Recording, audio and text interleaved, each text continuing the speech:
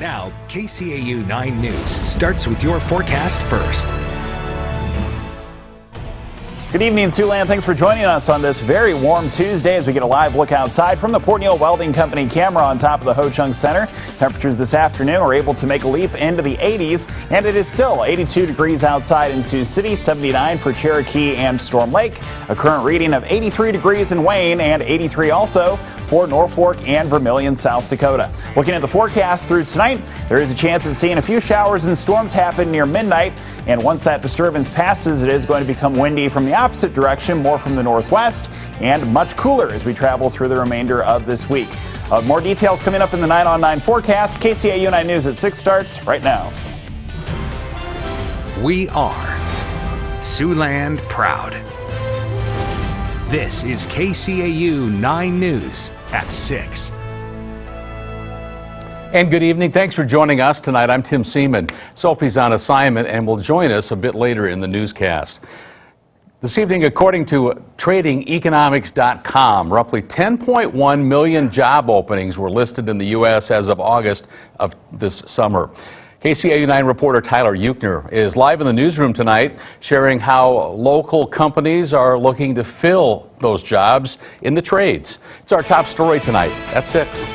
According to ConstructionEquipment.com, job openings increased by 54,000 in September of 2022 and are up by 45,000 from around the same time last year.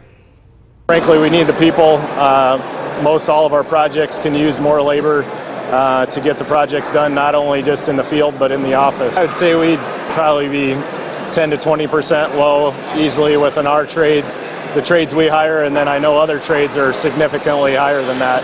To bring in more people to trade jobs, events like Build My Future were created to expose high schoolers to those career possibilities. The Home Builders Association of Greater Siouxland's executive officer says this event educates the next generation of workers by showing students a variety of trade jobs. This gives them a chance to have the tools in their hands, try the equipment. There's everything from lifts to cranes to a chance to see everything that they see on the work site. Aiden Dietering is a junior from Ridgeview High School. He says thanks to events like Build My Future, he found his passion for welding. I tried the TIG welding at Missouri Welding Institute, and I did pretty good. And once I started doing MIG welding at my first job, I started doing pretty good at it, and I just enjoyed it more and more. Dietering says he plans to continue welding after high school and hopes to make a career out of it. While some high schoolers are interested in trade jobs like Aiden, other students don't see the appeal of those careers or already have other plans for the future. I personally wouldn't go into it just because I want to go to college and I want to do go into the military. But it's a good job, I feel like, for a lot of people. It's really hard on your body. It's a lot of wear and tear on your body, and that's just, I want to go to college. According to Midwest.edu, students going to college pay an average of $6,425 a year, and trade school education costs roughly $10,000 for the entirety of the education. Live from the newsroom, Tyler Euchner, KCAU 9 News. That Build My Future program today filled the Seaboard Triumph Expo Center. Students from across Siouxland all taking part. Build My Future was started last year to introduce the next generation of workers. This is the event's second year, letting more than 1,400 students from 15 counties across the tri-state participate today. Experiences were varied from trade jobs to other types of jobs that you may not be aware of. With events like this, the Home Builders Association of Greater Siouxland hopes that it will draw in students to become trade workers in the future. The Sioux City Community School District starts this school year with a new classroom plan for middle schoolers.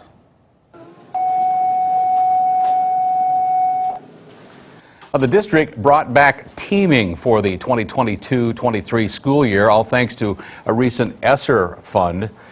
Sioux City schools had teaming in place in the past. However, budget restrictions made the school board have a decision of removing the teaming structure some 6 years ago. East Middle School's assistant principal says understanding how necessary teaming is for the kids is important. Being able to be on teams, we have consistent expectations among that team. And so students were taught that from the beginning of the year. So far this year, we've seen a decrease in behaviors because we have seen the students know what's expected of them. And coming up this evening at 10, KCAU-9 reporter Jason Toctasian takes a look at the impact teaming already is having on student success. A day after Sioux City Mayor Bob Scott asked tri-state governors to intercede and Tyson Foods announced relocation of hundreds of local jobs, the president and CEO of Tyson Foods met with affected workers at the company's Dakota Dunes corporate office. According to company representative, CEO and President Donnie King visited the corporate office in the Dunes early this morning, where he met exclusively with employees and team members. We're told a meeting request by local and regional leaders was denied by the company. King has served as Tyson's top executive for just more than 16 months. Now, the visit comes after Tyson last week announced its plan to relocate team members from its Dakota Dunes, Chicago, and Downers Grove offices to its world headquarters in Springdale, Arkansas. The company says that it will start transitioning workers early in 2023. The relocation plan does not affect workers at Tyson's Dakota City processing plant. Siouxland's unpredictable weather can be tough without heating or cooling, but a local family won't have to worry about that anymore. Caitlin's Indoor Comfort partnered with AC provider Lennox to provide a free heating and cooling unit to a family right here in Sioux City. Lennox donated the air conditioner and furnace while Caitlin's did the installation.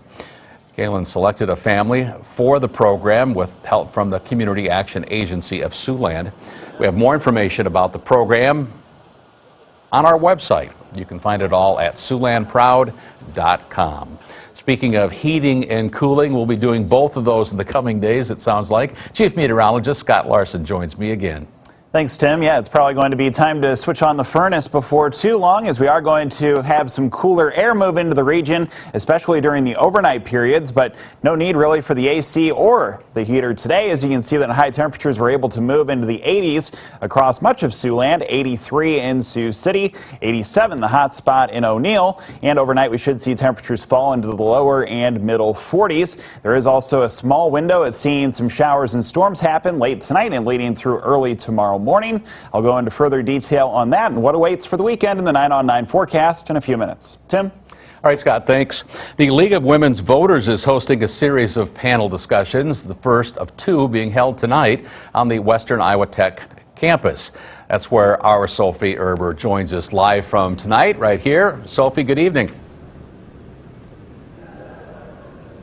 Good evening. Thanks so much, Tim. That's right. I will be a panelist here this evening. The room's very quiet right now, and I'm the only one in it along with our camera crew here, but we are actually learning that late this afternoon, two of the Republicans that were supposed to be here tonight, at least that's how this event was billed, will not be attending the forum this evening. So we will be asking questions to just two people. Let's take a look at the candidates here. It was Democrat Jackie Smith, the incumbent, against Rocky DeWitt, the Republican in this race. They are running in Iowa Senate District 1. However, Rocky DeWitt confirmed to KCAU-9 News that previous commitments will keep him from participating this evening. He told us he never committed to tonight's event, telling organizers about 2 weeks ago that he would not be able to attend this evening. So again, Jackie Smith will be the one here this evening that we will be asking questions to. But there's also another race we're taking a look at here. It's candidates from Iowa House District 2. Again, one of the people that were supposed to participate on the other side of the ticket will not be here tonight. We will have independent candidate Steve Hansen. He will be here this evening. However, the Republican Bob Henderson will not be attending. Again, a prior commitment, he tells KCAU-9 News, is keeping him from participating. But again, it's supposed to be a lively debate with myself and I believe 3 other panelists here this evening. Now, if you're interested and you can't make it down here because there are a bunch of seats right off camera here that you can't see now, but that will be filled very soon with community members, you are welcome to come down to Western Iowa Tech Community College. Beautiful studio here on the campus. You can witness this live. If you can't make it live, we provided a link to live stream the event on our website. That is, of course, SiouxlandProud.com, and you can check out the whole thing in real time. Reporting now in Sioux City, Sophie Erber for KCAU-9 News. Back to you there in the studio, Tim. All right, Sophie, thanks. And of course, we'll follow up tonight's conversations at 10. Elsewhere tonight, it's not always good news to hear that college students are going to the bar, but today it was good news as part of an educational process. Briarcliff University students visiting Mardo Brewing to learn how chemistry is used to brew beer, as well as what kind of chemical reactions happen during the production of beer. Tyler Hallerson is a senior chemistry major at BCU. He says that chemistry plays a role in every food and drink, and real-world experiences help him understand the concepts. It's pretty cool to see that stuff that we drink every day or have for food every day is like used in chemistry or like adapted from the use of chemistry to like make it better or improve the taste or to change the whole style of the beer/food. The class also learned about fermentation. The student's teacher says that this was the first year that he's taken a class to the brewery, and he hopes to do this type of activity in the future as well.